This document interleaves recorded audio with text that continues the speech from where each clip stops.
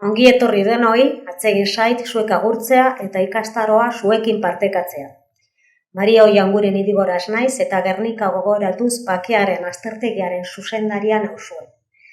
Modulo honen helburua orokorrean bakegintzaren arloan lan egitearena da, eta zehazki gatazka eta bizitza aukerei buruz gogoeta bat egitea.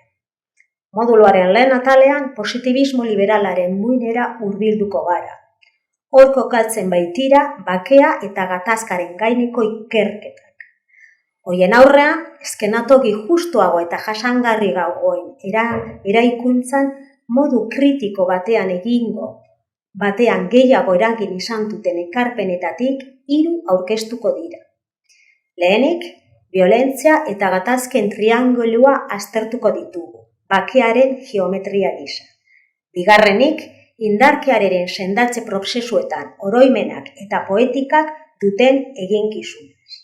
Eta hirugarrenez, bakeak eta bakin perfektuak dakarren bide epistemologikoari buruz hitz egingo dugu.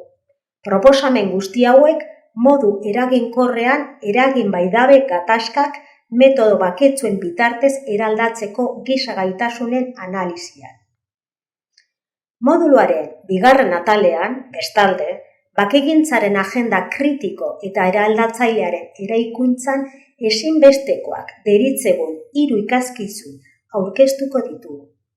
3 ikaskizun horiek 3 arazo hori erantzuteko egin dira.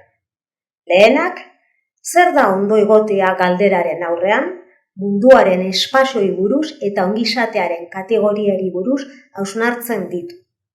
Bigarrenak, itxaropenari buruzko narratibak aztertzen ditu. Eta hirugarrenez, zientzia eta filosofia bateratzen duen errotiko galdera dugu. Zer da bizitza?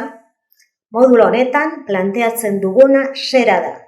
Bizitza praktika eskatzaile gisa ulertzea. Ekin iezagun erronkari.